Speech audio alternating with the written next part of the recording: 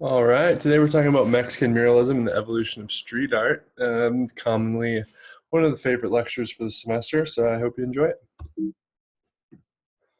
I just kind of want to touch on the fact that street art usually is in some form or another a mural, right? So murals have been used to depict the histories and tell the stories around the world since ancient times, helping communicate with and spread messages to large populations.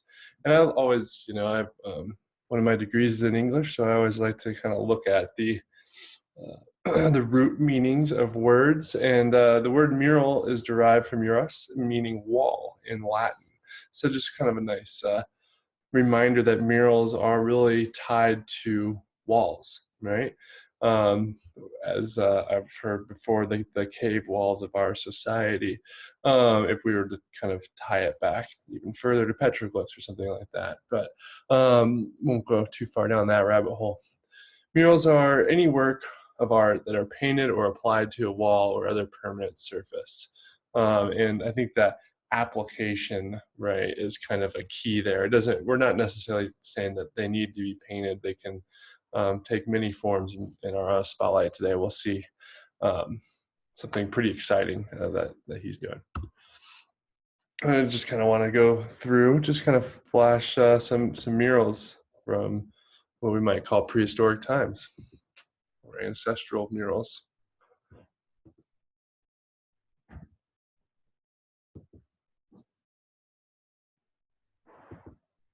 All right, but where we're going to kind of start the day is with the Mexican Revolution and seeing how murals were created in Mexico to help unify the country. And so after the Mexican Revolution between 1910 and 1920, Mexico was in need of a way to unify the nation and create a strong national identity and national pride. And the government officials thought that murals could be a great way to do this. So the Mexican muralist movement began in 1920 and was sponsored by the post-revolutionary government to educate the public about Mexican history, politics, and to promote unity, right, after a fairly divisive decade, right? The government began commissioning murals that depicted Mexico's history, heritage, and peoples in a dignified and diverse manner. By utilizing art in public places, the government wanted to work to communicate to everybody, regardless of socioeconomic status, education, and they hoped the murals would emphasize important cultural and social values. And we'll see how they tried to kind of promote certain messages. All right. We're going to take a look at three in particular. But there's something that Mexican muralism really is kind of unified around color palette. Really kind of beautiful, bright colors generally.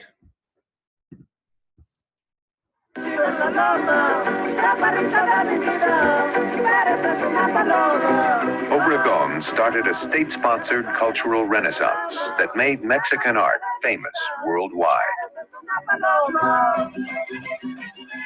The government commissioned artists to paint huge public murals with strong messages.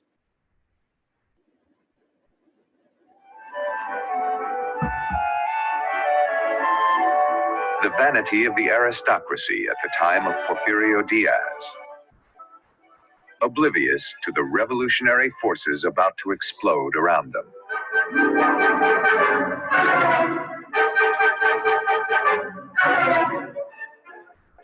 The horrors and hardships of the revolution.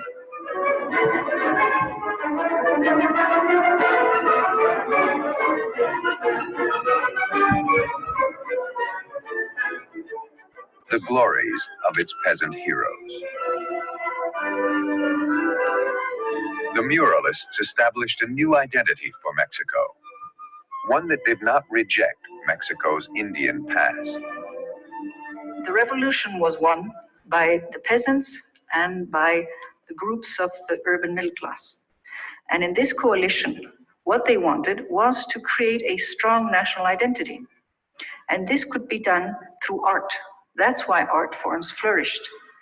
And the main statement that was made through this art was that the culture of the pre-Hispanic past was very valuable. The muralists illustrated the sense of wonder that even the Spanish had felt about the civilization they were soon to conquer. What Bernal Diaz, the chronicler of the conquest, felt when he first saw the great Aztec cities in 1519.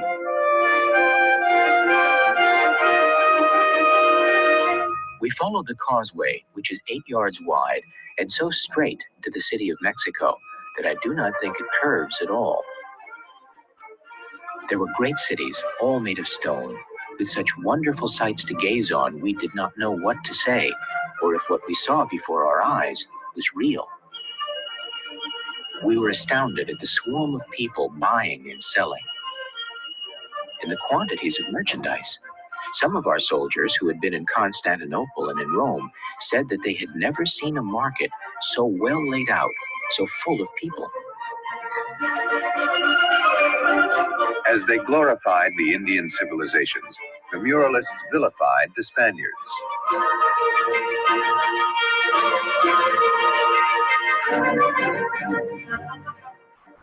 The conqueror, Hernán Cortés, was depicted as a twisted caricature of evil. But in the end, the muralists recognized that the fusion of the conquerors and conquered had created a new people, the Mestizo people of Mexico.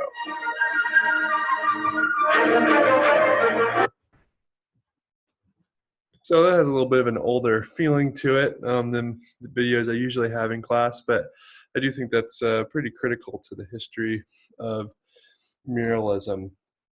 And they're able to kind of point out the Mestizo people and a way forward for the Mexican people.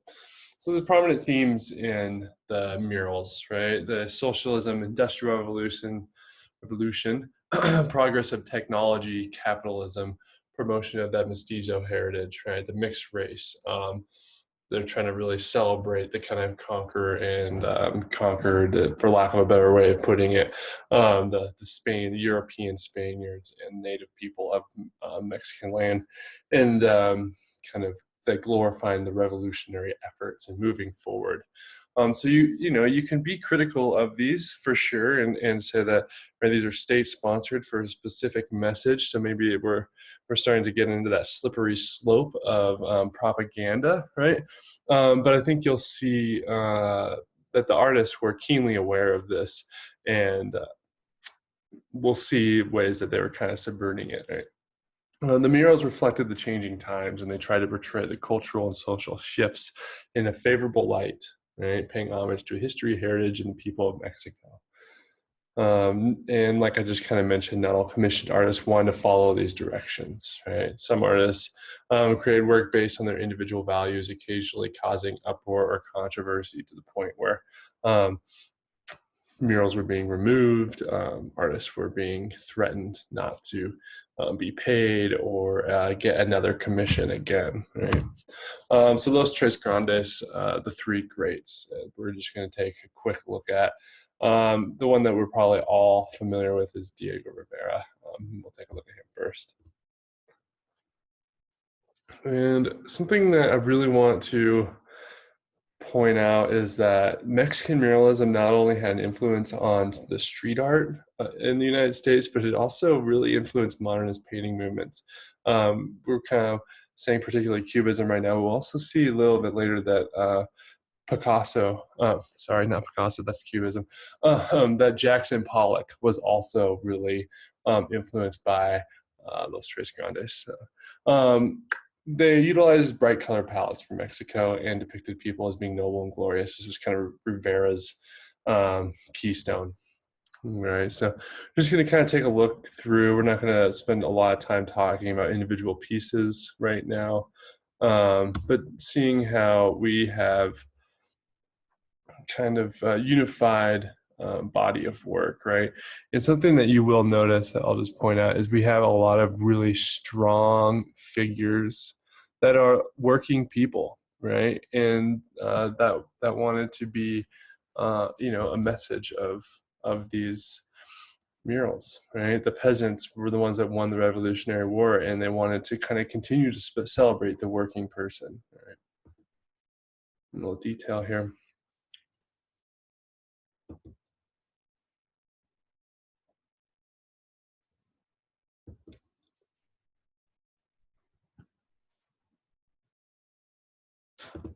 So this is one that was then commissioned in Detroit, actually. We start to see the Mexican muralism really having an influence on the walls in the United States, right? And we think of Detroit as a real working town, working city, right?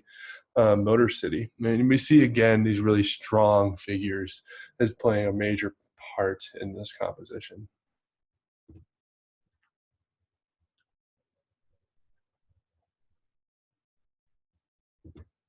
Just gonna, just real quick.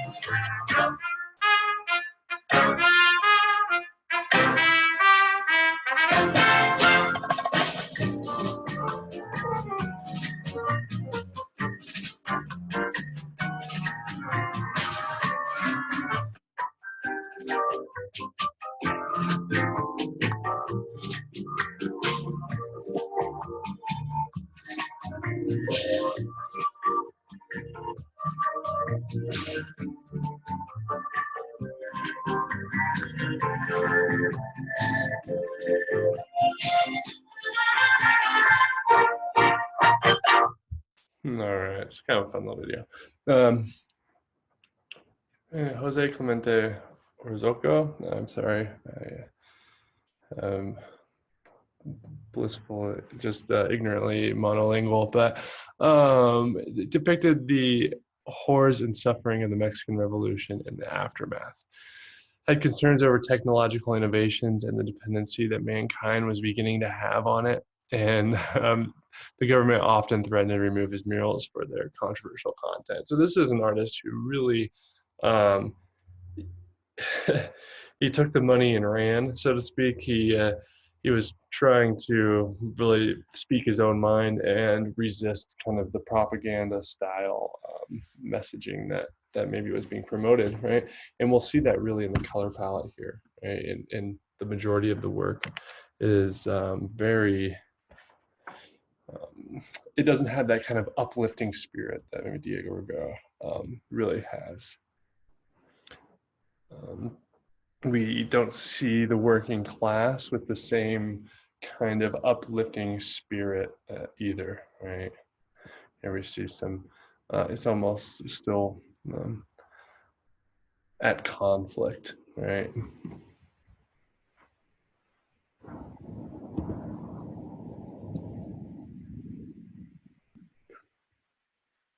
Destruction of the old order.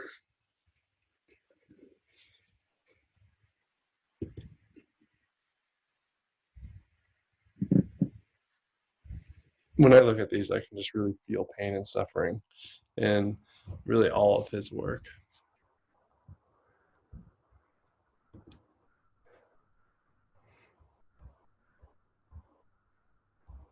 And you got to remember, they're coming off of a decade of war, of civil war. And our final artist today was very experimental with the technique and materials, experimenting with asbestos, right, acrylic and resin.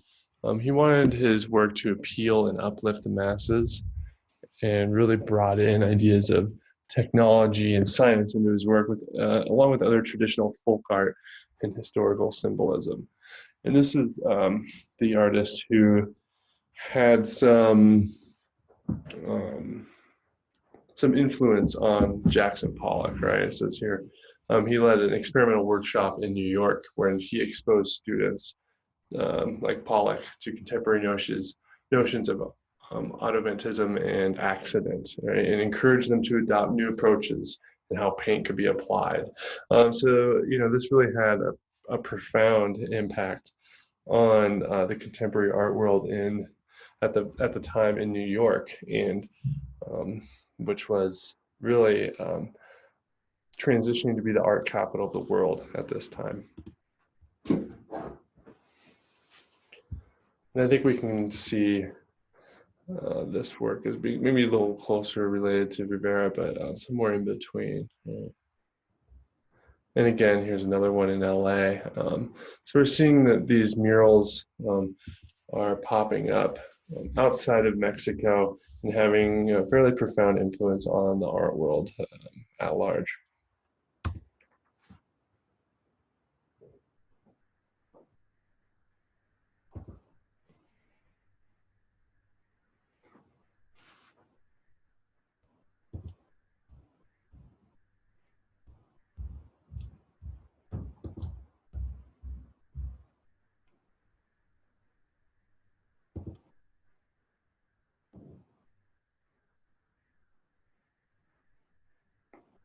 We're seeing some abstraction in here too, that we might recognize with other art movements. So how does the public access to work affect the content and context of each work? That's something I really want us to think about and consider when we're looking at art in public spaces. And then what later movements might Mexican muralism influence, why and how. And we're going to make kind of a jump here, but I think that it is one that's really influenced by Mexican muralism and start moving into graffiti art. So graffiti art as a term refers to images or text painted usually onto buildings, typically with a spray paint. The origins really happened in 1970s in New York, in images, text, and mostly spray paint on buildings and subways, and often done by artists with political motivations, but we'll also see early on a lot of it's kind of early tagging name based. And we'll see the evolution of um, of lettering. So Cornbread is known to be the first graffiti artist in 1965. That's kind of how we credit it. And just to kind of see Cornbread was just pretty much like stick and bubble, right? And we have Lonnie Wood, or Phase 2, has been credited for really creating the bubble letter graffiti, right? And Zephyr pioneered freight train subway cars, began tagging in 1977. So we're seeing some of the evolution of style here, right? And things that we're probably all pretty familiar with. And Blade, the king of graffiti, right? And the train car is just the perfect venue in the subway system for this stuff. It's like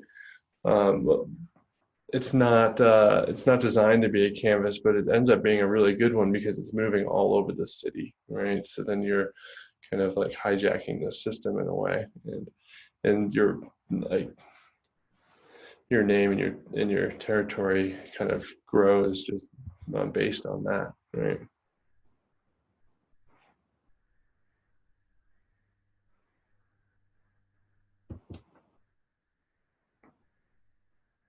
And we're seeing a pretty significant evolution in style and color and control as well.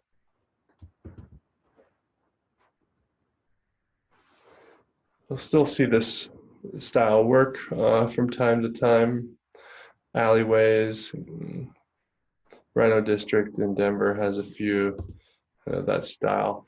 But what really happened at this time was an evolution of like high and low art, or street art, between street art and contemporary art, and possibly to the credit of pop art, right, as kind of doing the same thing. And Keith Haring and Jean-Michel Basquiat are two that we're really going to kind of focus on here for a second, and to see that they're putting their work on street walls. They weren't necessarily just painting their name anymore, but there was some sort of kind of message along with it, right? Where Haring was really concerned with the public and drug use and safe sex messaging. And we see it through like dancing people and his famous little dog.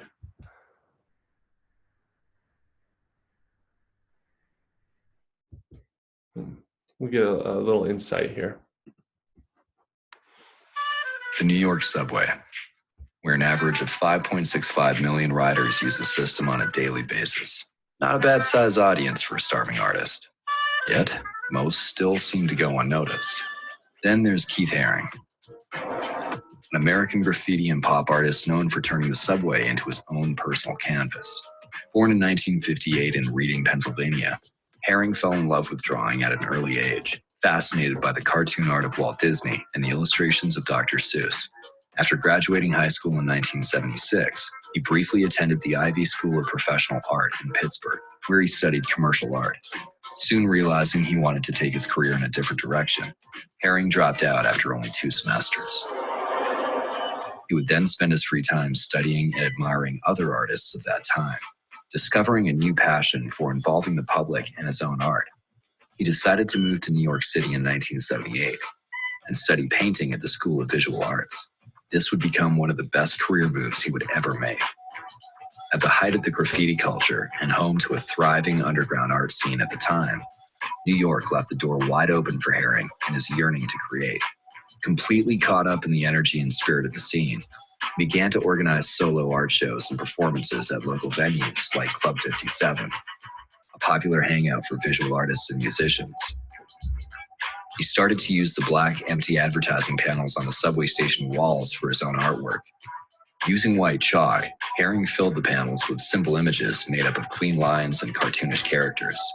Some of his signature and iconic drawings included dancing figures, a barking dog, and the radiant baby, a crawling infant emitting rays of light.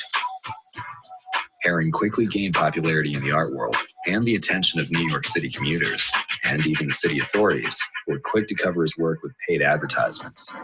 By the mid-'80s, he was having exhibitions and creating large murals all over the world. One of his most iconic murals was done on the Berlin Wall, where he portrayed linked figures in the colors of the German flag, symbolizing the quest for unity between East and West Germany. Throughout his career, Haring befriended other iconic artists, including Andy Warhol, Kenny Scharf, and Jean-Michel Basquiat, who influenced his artistic perspective in the ever-evolving art scene. In 1985, he collaborated with celebrity singer Grace Jones, putting on 2 live performances at the Paradise Garage, a discotheque known for LGBT nightlife culture and dancing. Each performance featured Haring completely covering Jones's body with his graffiti art. Controversial pop singer Madonna, and a good friend of Haring's, did a television performance of her single Like a Virgin, wearing a matching pink jacket and pencil skirt with Haring's artwork on it. He went on to open a retail store called Pop Shop in New York City's Soho neighborhood in 1986, which sold posters, t-shirts, and other affordable items featuring Haring's signature designs. He was known to be openly gay and promoted safe sex throughout his career, which made his diagnosis of AIDS in 1988 even more of a shock. To help raise awareness and open the conversation on the issue, he founded the Keith Haring Foundation in 1989, which provided funding and imagery to AIDS organizations and children's programs. A short time later, on February 16, 1990, Haring died at the age of 31 due to AIDS-related complications. Although he eventually lost the battle, the awareness he brought to the AIDS movement, as well as his contributions to the art world, are undeniable. Through his foundation, organizations are still receiving support and funding to this day, and his work will forever be credited in helping to bridge the gap between the high-end art world and street art. His work might be completely covered one day, but his impact will forever continue to be seen all over the world. Pretty influential figure, and really at the rise alongside of Jean-Michel Basquiat, who we're going to look at next. Both really working with kind of rudimentary style, right? Herring being a little cleaner than Basquiat. Basquiat intentionally kind of maybe working a little bit messier, a little, like obviously some more drips, and really kind of keying in on that childish style. But they both really found and valued the kind of act of being a child as being very valuable, that kind of innocence and play that children have, right? And these are slightly later works of Basquiat's where he's actually working on canvas, and we'll see that's been the strategy for street artists to make their work a little more commercially viable, so they still kind of have their raw, authentic street work that maybe kind of gave them rise, but then they have work that can be consumed right in the art market, and that they're able to make some money on. So there's one more little kind of artist spotlight here on Basquiat. He was a rebellious, he was a poet, he was a creator, and he died a little too soon. Basquiat made it so big that it's possible that contributed to his demise.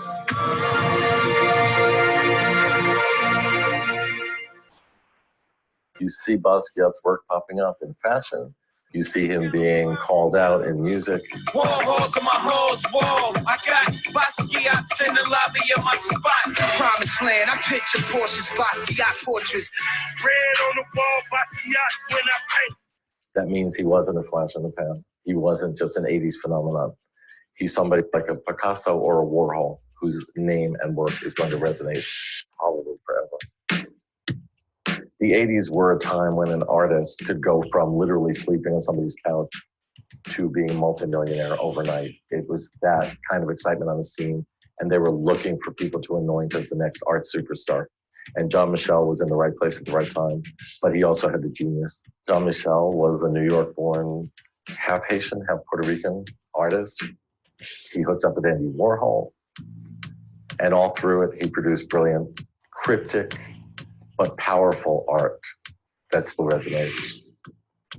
Back in the day, Jean-Michel was more of a street legend, not accepted into the mainstream. There was an element of danger in New York City in the 80s. It's what we now look back on as edge. He wasn't just an artist that just painted on the wall and went home, and slept and woke up and made breakfast, He was in the streets, he was in the clubs, he was like a CBGBs, he was rolling Madonna. Jean-Michel was part of a duo named Samo that used to graffiti weird and eerie and interesting little sayings on buildings. He was an artist of the street. He wasn't a manufactured artist. As a solo artist, he did amazing work that incorporated social commentary, voodoo elements, all different aspects of the culture. He would comment on power struggles, comment on racism. In the 80s, Black culture was becoming much more noticed by the white mainstream, thanks to things like hip-hop music and breakdancing. And I think Jean-Michel was part of putting a spotlight on Black culture in a way that the art world usually didn't pay attention to, because they can be racist. But his genius broke through those barriers, and they had to take notice of him. Jean-Michel works consist of an outside art technique, which is kind of a childish approach to art. One of the first pieces that caught my eye was the Pez dispenser. And it was a Tyrannosaurus Rex, black with red lines and drawing around it, with the crown over his head. And it's quite poetic because the Tyrannosaurus Rex in the dinosaur world is the king, So to put those two symbols, meaning like two symbols of dominance together, was just absolutely brilliant. Beautiful white background, so amazing. I think the way that Jean-Michel used the crown is unique because this crown represents the king. And him putting it out there like that, as that is his symbol, represents he's the king of the streets, or he's the king of the art world. Because he wasn't accepted in the mainstream art world. Basquiat wanted to be famous. He was very self-promoting. He went after Andy Warhol. He would sit outside his studio day after day, waiting for Andy to catch on to his genius, and he did. Andy wasn't stupid. In the 80s, to have a Black artist become prominent within a high society, that was special. The art world almost ate him alive because his work was so brilliant and potent and innovative and combined so many different aspects of the culture that he clearly was a unique voice.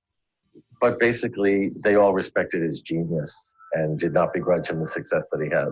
So we all know that he had a problem with narcotics.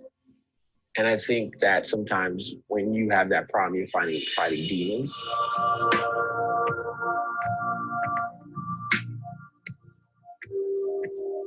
The part where Jean-Michel died of an overdose is the tragic part because it didn't have to happen. Basquiat is still incredibly popular, probably more so than ever, because he brought exotic and fascinating elements of different cultures together into works that made statements. He was ahead of his time, but that's, I think, why he made it so big at that time. People recognized that this was a groundbreaking artist. And today there's more understanding than ever, more knowledge about his life and his craft. So the appreciation just keeps growing.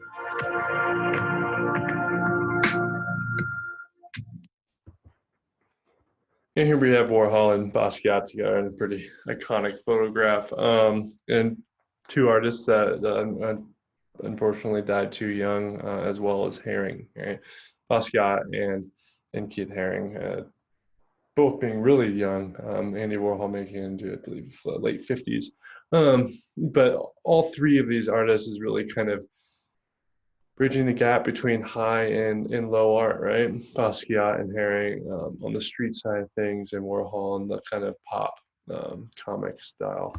But as I kind of mentioned, many renowned street and graffiti artists began working on traditional canvas or wood in sizes that could be exhibited in more traditional venues such as galleries and museums, and of course for the commercial art market, right? Whilst others try to resist it altogether. But here's just like a good example of this. You can see the style is more of a street art style, but hung in a white wall. Right? If we can think back, this is like the white cube, evenly spaced, eye level, right?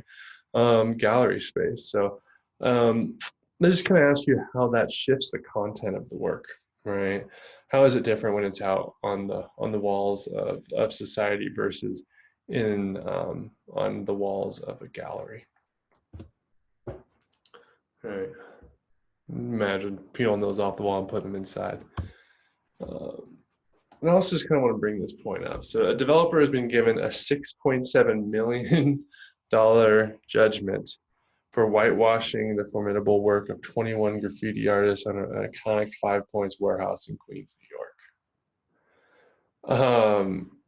So that's fairly staggering sum, right? But the Brooklyn Federal Court Judge, Frederick Block, on Monday angrily ordered developer Gerald Wolkoff, who erased about 45 works overnight in the middle of both sides' court case in 2013. Right, so he did this in the middle of a case, and he was ordered to cough up millions. The judge noted that Wolkoff's rash decision to ignore the legal processing and take matters into his own hands had sealed the fate and prompted a whopping judgment. The artist sued him under the 1990 law, the Visual Rights Act, which protects works that are considered notable. All right. And since those 45 works were, in court to I guess, be decided on, that was the reason of the rash decision. But it's this really kind of interesting play of the work was put up illegally on a private building, but then in the public eyes, this becomes a notable point, right? And arguably starting to be historical, right?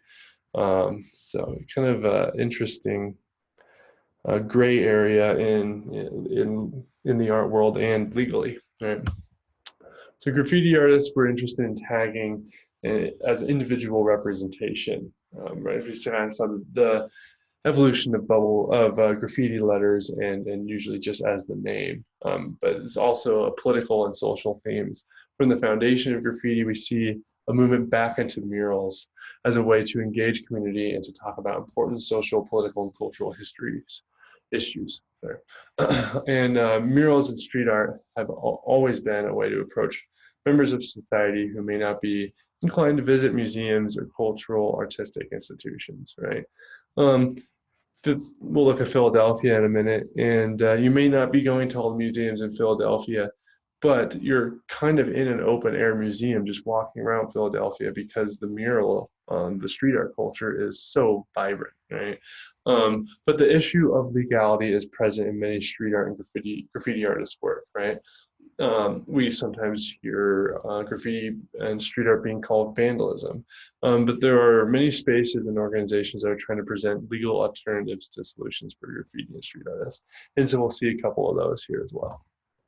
If anyone's been to Austin, Texas, you may have heard about the Hope Outdoor Gallery. And this is just kind of it's just open to street art and it's constantly evolving. So very rarely will it ever be the same. But what I have learned recently is that the original now is like chained off and they have a new one. So that I guess one of them is preserved. It's in some funny way. The street art is related to graffiti art in that it is created in public locations and it's usually unsanctioned, but it covers a wider range of media and it's more connected with graphic design. And we'll see that if you've already made, when you watch Exit Through the Gift Shop, you'll see a lot of kind of stencil work. Shepard Fairey at Kinko's printing off his work that can then be wheat pasted up onto a building. So you know, it has more of a design element to it than maybe graffiti art where you're just kind of like walking up with a spray can and working, right? And here we have Banksy, who is, you know, world renowned at this point, and it's stencil work, right? So this figure right here is just one massive stencil that he tapes up on the wall and then just sprays on, right? And you can kind of see some kind of nice touches there of the spray can, a little bit of overspray, and stuff like that. So rent is due on the 3rd. Mine's due on the 5th, luckily. And then, right. So they're able to work very quickly also because they are stencils. They can kind of walk up, put them up, and especially when they're, you know, 1, 2, or 3 colors, even faster, right? Banksy is someone who's very politically charged, and when you watch Exit Through the Gift Shop, you'll notice that as well.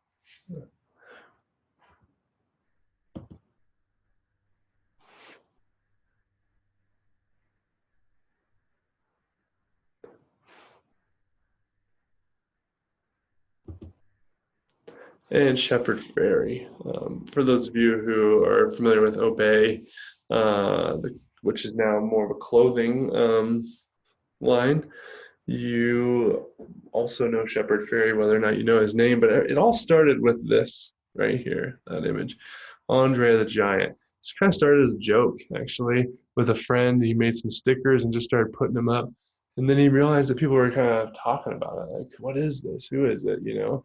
And then he started putting it more and more and more until it kind of created this following and kind of sense of wonder and bewilderment, and just that's where it all began. But he's really known for also very politically charged, right? A lot of kind of fake newspapers that kind of ask his own questions and his own viewpoint on the world, but then also really harping back on Russia propaganda art with the really, you know, bright red and black is something as a point of inspiration.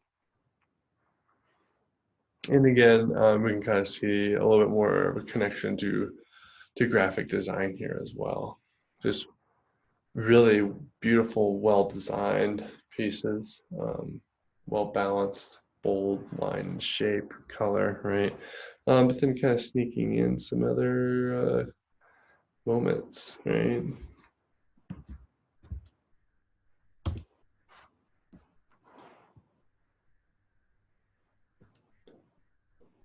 Someone who started entirely underground and has since pushed into more legal ground. These are great, super simple, kind of optical pieces, and I particularly love the way that they're documented. Right, really thoughtful.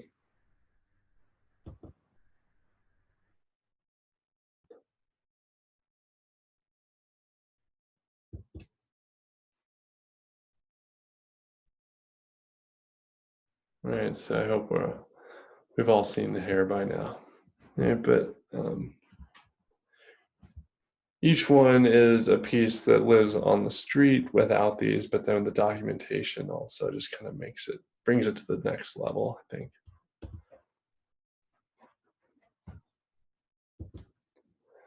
Eduardo Cordoba, he spends a lot of time in libraries. That's what I can say about him.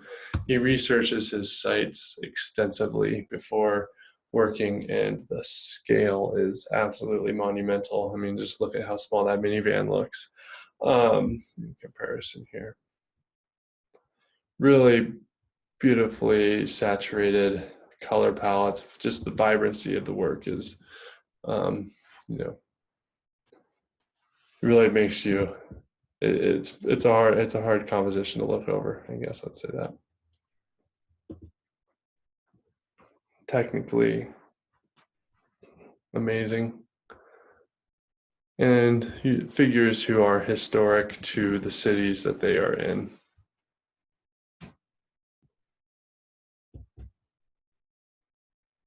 David Flores.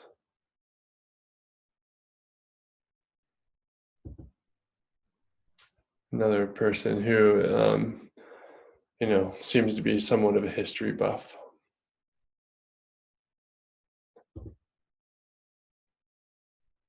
And then maybe some stuff that is commissioned, right?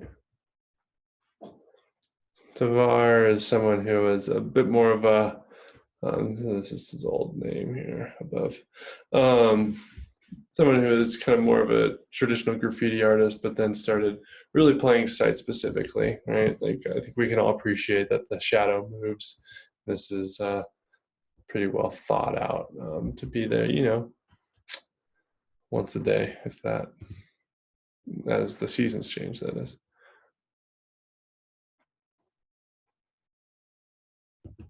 And technically something that you can really marvel at. This was kind of his original work. Everything was arrows and it was all signed above. And then moved into some more representational work.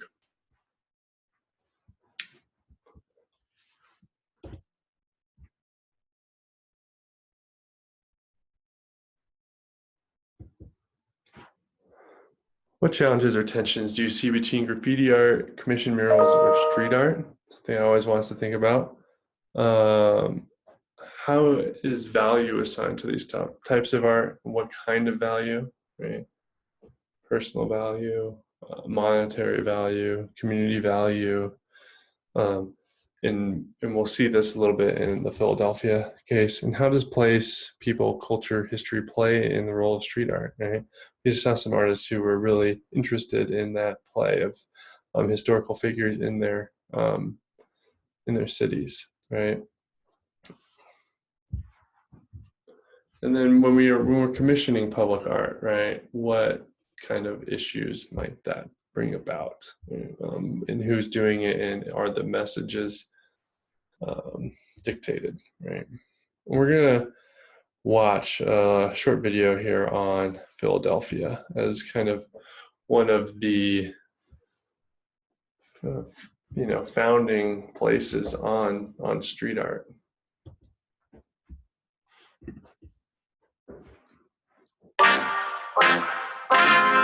This mural is one of thousands in Philadelphia. They're in yuppie Rittenhouse Square and working class Fishtown, near the Liberty Bell, and in West Philly too. Why does Philly have so many murals? And how did they make it happen? It's not just because they're pretty, though they are that. Murals aren't paintings, but tools that create wealth, employ people, and can help reimagine any city, one wall at a time.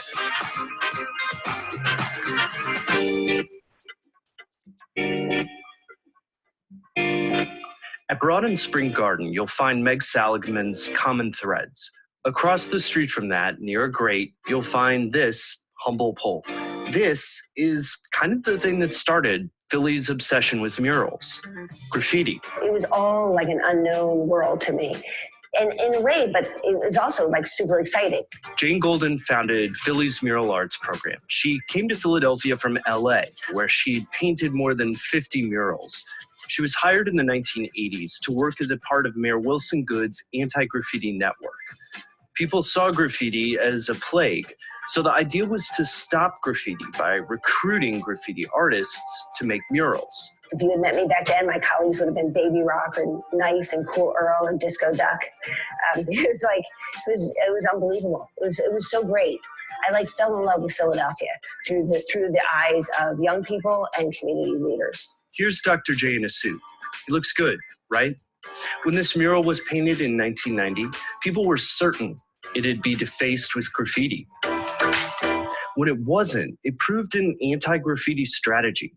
Murals could serve as an artistic shield against vandalism.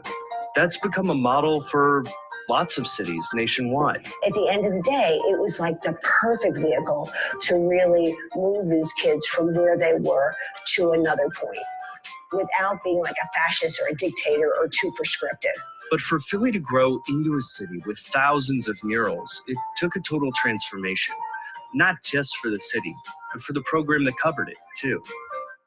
Murals need money. Mural arts scrambles to get it. That was the case with Common Threads when Meg Saligman approached Jane Golden with an idea.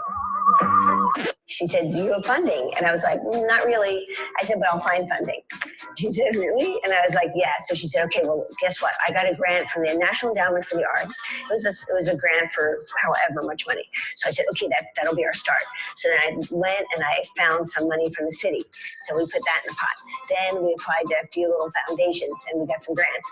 And then we kept raising money and we would run out of money and then it would be like halfway and we'd be like, "Oh my God, we better raise some more money." And I remember we got further down, then further down the wall. And then finally, I remember the guy who came, he was working at the Philadelphia Foundation. He had a check for us for $5,000. And he drove up to the wall and he goes, "Here's your check." And it allowed us to finish the mural. That scramble was only possible because in the mid-90s, mural arts restructured to use both public and private money. The organization brings in an average of $1.50 in private funds for every dollar it gets from the city. I think our key ingredient is the leveraging of public and private funds, because without both sectors at work, we would do less work. And I think having the long-term support of the city has really ensured our longevity. That means it gets city perks, like the historic building that's home to the program. But it also seeks private dollars to pay for more artists and materials. And that money doesn't just change a city's colors. It changes its character, too.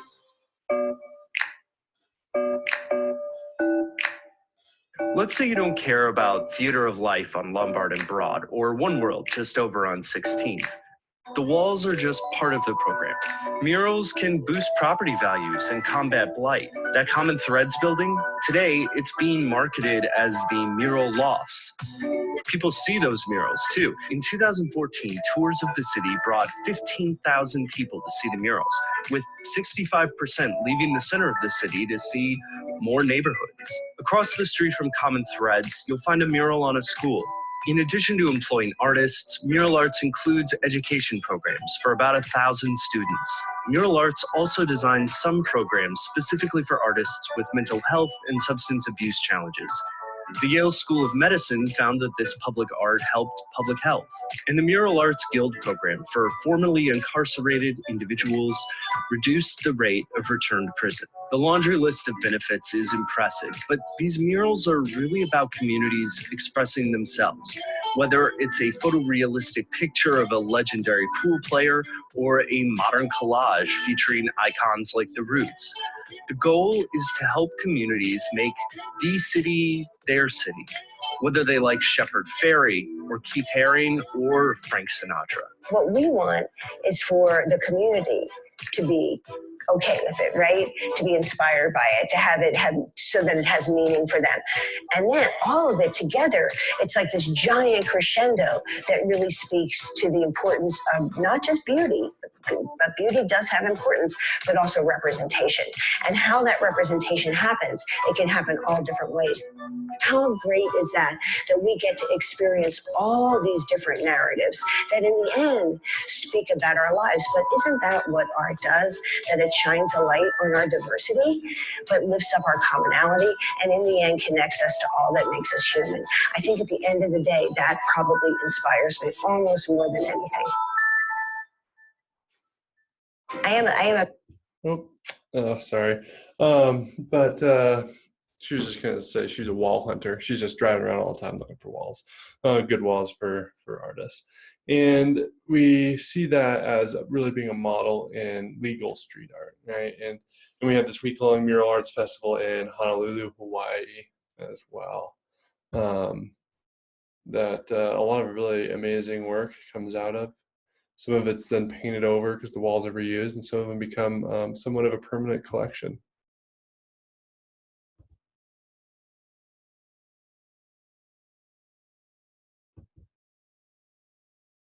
Nice one down in Juarez, El Paso area. Area that is close to my heart.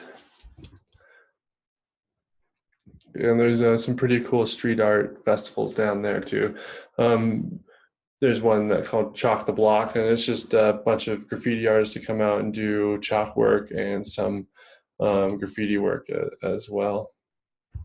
Judy Baca, the Great Wall of Los Angeles. Judy Baca is a really influential artist, but she's someone who works extensively with the community in order to make the murals, right? So it's not really just her working on this, but that's someone who also really engages with the place, right? So there's, it's a very historical mural, and the good and the bad of of the city of LA.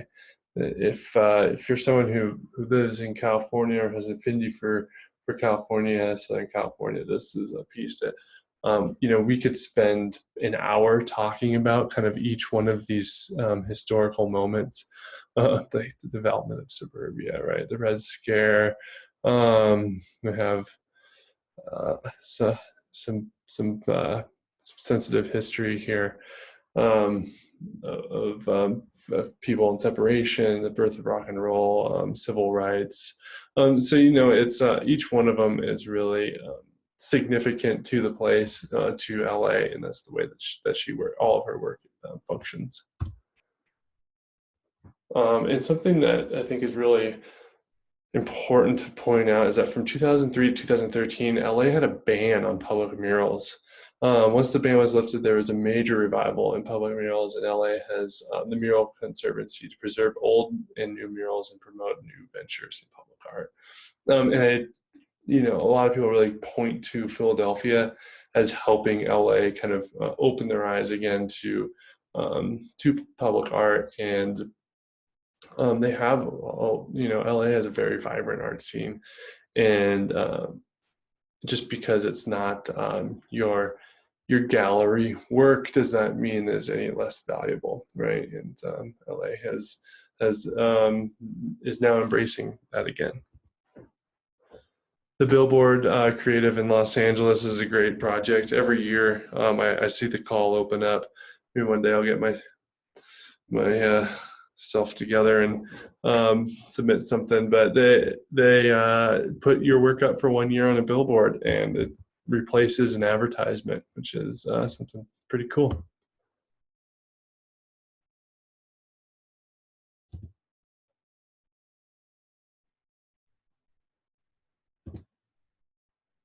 So I want to bring it back around and take a look at Mexico's street art scene right now.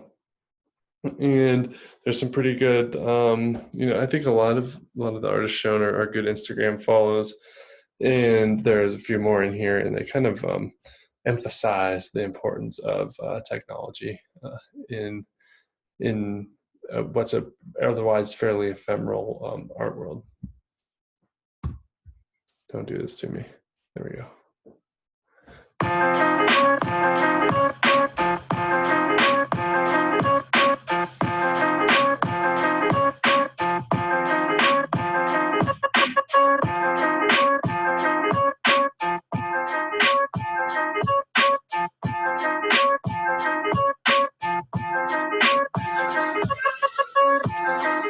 Mi nombre es Mr. Skeleton. Es una corriente que se llama street art, ¿no? Que es el arte en las calles, el arte urbano, ¿no? Sí utiliza los elementos del graffiti como es el aerosol, pero ya incorporamos yo, por ejemplo, pinceles y así, y es un trabajo que se le va dando más detalle, que lleva más tiempo.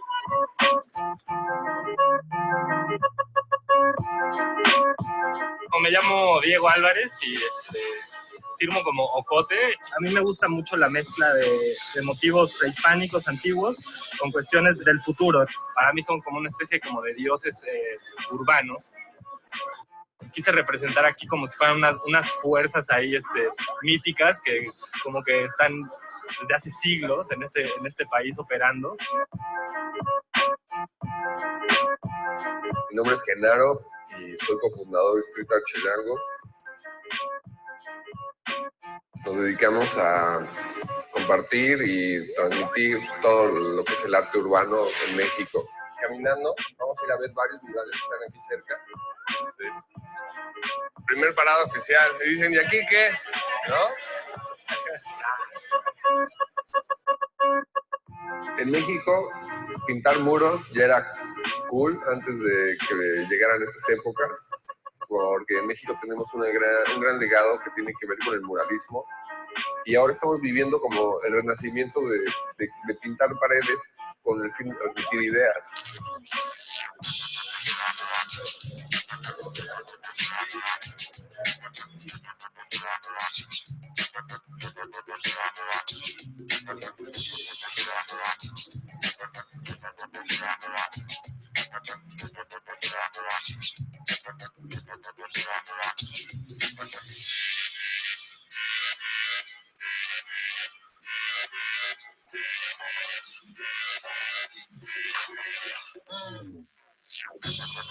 Hago mezclas de cosas que me gustan, por ejemplo, estas son unas caras de coyote con las orejas de conejo.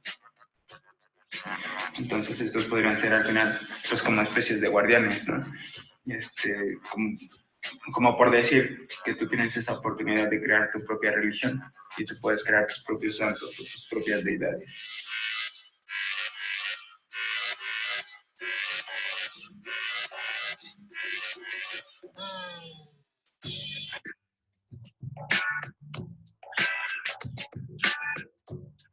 Este arte suele ser muy efímero y finalmente tiene una vida virtual después, ¿no? O sea, digamos, se termina en la calle, pero sigue viviendo en la red. So it's pretty vibrant, pretty cool scene down there. And I wanted to finish by looking at V Hills, who is someone that is approaching walls in a really new way, not always painting. And recently he's really started experimenting video installations, laser cut boards, concrete casting. Really, so here's a really compelling collaboration with Shepherd Ferry of Obey. Okay? And we can see the contrast, right? We can see where Shepherd Ferry probably stops, all the kind of vibrant color, and then V Hills actually carving into the building, right? Revealing the building's past. And we'll hear him talk about that a little bit. So each one of these is kind of like in some ways a relief, right? He's done doors, buildings, and just want to hear him talk about this evolution, what it means to him, and kind of how he came to it. All right.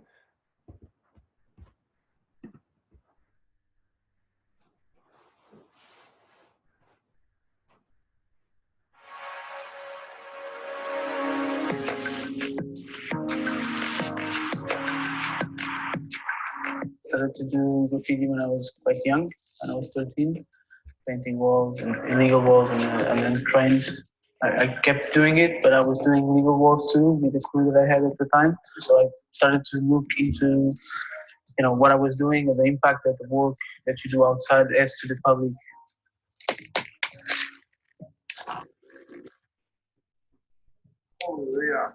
I ended up looking into my first memory of a wall that was painted. I was like 5, 6, and we used to see these few old murals from the revolution period that we had in '74. My father was an influence because he was an activist on it. And I remember when I was a kid that I saw these walls that were kind of left-wing, but they were looking to the future and, to sort of utopia kind of dream that got everyone together. Then in the mid-90s, we had this big boom with advertising and went over these murals, these political murals that were part of history in a way. And then more advertising, more graffiti. And then the council started to clean it and paint it all white. So it was like the streets or the walls in the city were reflecting the changes that were going through 20, 30 years. The walls were getting fatter, a centimeter by here because of all these layers that were building up. I was doing stencil, I was exploring stencil, and I started to see stencil not as something that you paint over, as a window that makes you see through. So I started by carving the billboards, paint them white, carve them, and it was a comment mostly on identity and how advertising affects you in the way you are and your aspirations, dreams, and so on. Why should I be one more layer on top of these whole layers? And then eventually I went to the walls and carve on the walls and expose the bricks and what's inside. The faces are a big part of my work. You humanize a place, you put a face in a place, people can relate to it. Carving a wall, scratching a wall with a face of a person, it's kind of poetic in the sense that people carve their own cities and cities are carved by the same people.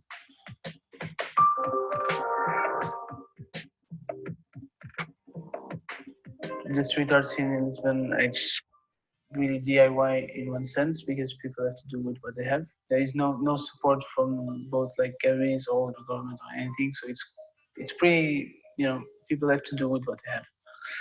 I consider myself an activist. I try to give places to artists in Lisbon, try to get them their voice heard.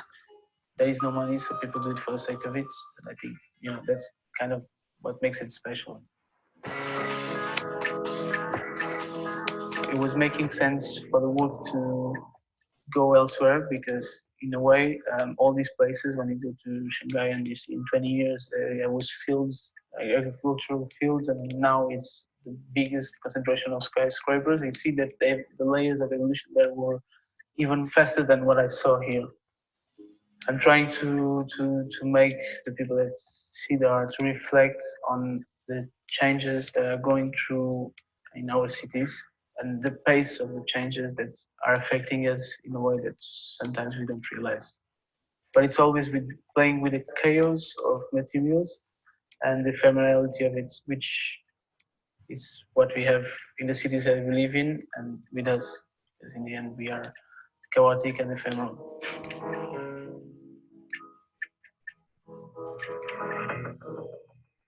I think V Hills is,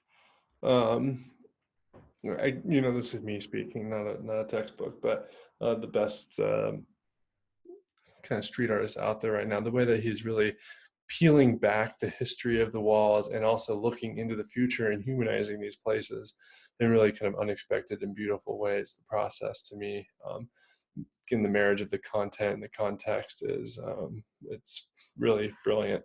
And that really does it for today, but I just kind of want to try and plug real quick his Instagram because it's pretty amazing. And unfortunately, fortunately for your phones, he's doing this thing where you got to like rotate to watch the video. So I'm not going to.